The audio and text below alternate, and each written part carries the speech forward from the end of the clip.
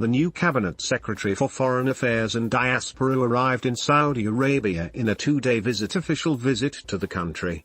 Dr. Mutua was received by Kenya's ambassador to Saudi Arabia Peter Ajego and as well by the Saudi government officials on his arrival. In a series of photos, Mutua is seen to shake hands with the Saudi government top officials as Ambrose Peter Ajego looks on.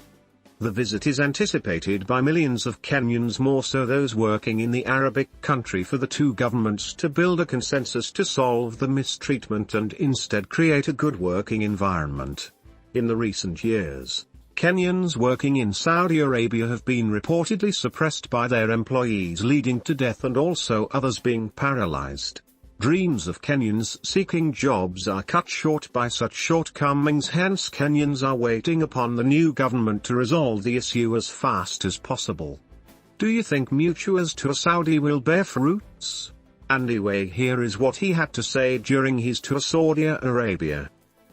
I have spent 2 days in Saudi Arabia on an official tour. I've held several meetings. I have met senior Saudi government officials, including my counterpart, the Minister of Foreign Affairs, His Highness Faisal bin Farhan Al Saud. I've also met the Vice Minister for Labour, His Excellency Dr. Abdullah Nasser Abtain. I have also met and spent hours listening to Kenyans living and working in Saudi Arabia. I've also met babies of Kenyan mothers. My meetings with the Kingdom of Saudi Arabia and the Saudi Arabian government have centered on our bilateral issues based on our great relationship we have with the Kingdom of Saudi Arabia. We have agreed to work together as a team as we push our international agendas. We have requested the support of the Kingdom of Saudi Arabia as we tackle the drought situation facing our country due to the effects of climate change. With His Highness Faisal, we have agreed to enhance our trade and investment and expansion of our tourism sectors.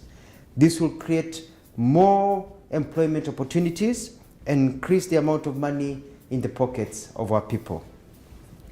The Kingdom of Saudi Arabia views Kenya as one of its top partners, and likewise we view Saudi Arabia as one of our major partners. On the issue of immigrant labor, we have come up with concrete proposals that will make it easier and better for Kenyans to relate and work in Saudi Arabia where they are high in demand. We have held, engaged, discussed very comprehensively on these issues facing Kenyan workers in Saudi Arabia. Listening to the victims, the agents, Kenyan government officials and Saudi government officials, it is very clear to me that the problems that Kenyans are facing in Saudi Arabia actually do not start here, but start at home. The system is flawed and corrupt, and unless fixed, nothing will change. There is massive corruption in the way Kenyans are prepared to come to be domestic workers in Saudi Arabia. This is a major concern for all of us. This is a major concern for all of us, including the government of Saudi Arabia. We have to break the cartels and streamline the agencies, some of which are owned by prominent Kenyans. We have agreed to work on a modality to get Kenyan labor agencies to have offices here in Saudi Arabia, so as to deal with issues concerning their clients, that is the Kenyans they bring here. We will, in collaboration with the Saudi government, flush out illegal agencies and blacklist agencies that do not perform as per the law. The rights of all workers, as enshrined by the laws of Saudi Arabia and Kenya, will be enforced. Kenyans will be protected, regardless of where they work. To this end, and as an immediate and short-term venture, we are issuing new procedures to be followed before we give clearance for Kenyans to travel as domestic workers to any country. Kenyan immigration officers will also not allow Kenyans to travel out of Kenya to Saudi Arabia as domestic workers without fulfilling the set requirements. This will start on Monday, 7th of November, 2022. We have set up a joint technical team of Kenya and Saudi government officials to fast-track labor issues. They start their work in 2 weeks' time on the 17th of this month. We have also dedicated an emergency hotline for Kenyans in Saudi Arabia to call when facing any difficulties. The emergency hotline number at the Kenyan Embassy will be given. It is +966 500 755 060. On receiving a call, we'll take prompt action, including but not limited to engaging the Saudi government for the assistance. The idea is to ensure every Kenyan lives well, gets medical care, and also is listened to and taken care of. I have requested for an amnesty to be granted to Kenyans who have fallen out of status and who are hiding illegally and who are unable to access media care, so that their documents can be made legal and others given passage to go home. This will be part of the discussion that our teams will sit down and discuss. The Kenyan government, my office, is also dispatching additional staff to the Riyadh embassy to assist in the process of legalizing Kenyans who are out of status and processing travel documents and other necessary work that needs to be done to help our Kenyans. Saudi Arabia has great potential and is a major market for our workers, and especially trained ones. Kenyans here working, apart from the domestic ones, the other ones working in other areas, appear to be very happy. I've met many, they are happy, they are well paid, they are sitting pretty, and they're making a lot of money.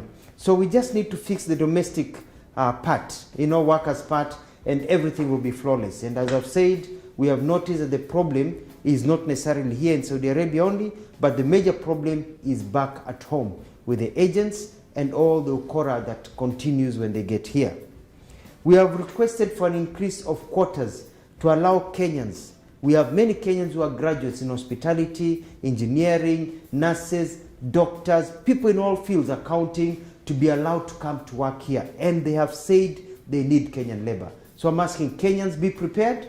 You'll be coming here as professionals to work here and make a lot of money so that you can also help yourselves and your families. I thank the Kenyans I've met.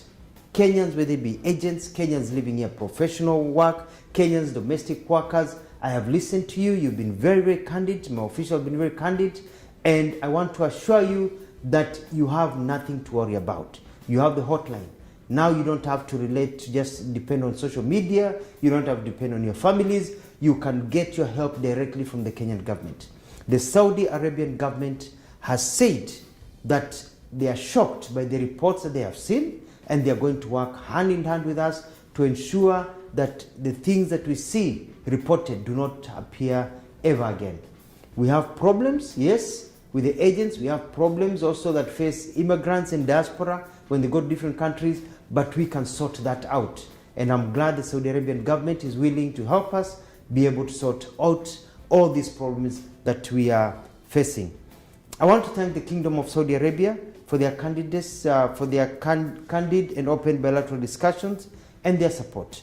I thank them for according Kenyans this great opportunity to work, and I'm confident with the new engagement we will achieve much more. I'd like to repeat and say that we have agreed on many things. One, provisional medical care to Kenyans. Number two, ensuring that the laws of Saudi Arabia are followed, especially by the agents and also by people who are employers of our people. Number three, we're increasing the quota so that we can get nurses, doctors, engineers, journalists, people who have skills, plumbers who want to work here in Saudi Arabia and make a lot of money. We have also noticed that the problem is stuck towards domestic workers. The system is changing, and we have worked on an agreement so that now they'll be announcing soon part of their program, so that if you come to work for somebody and you want to move somewhere else, you can be able to shift.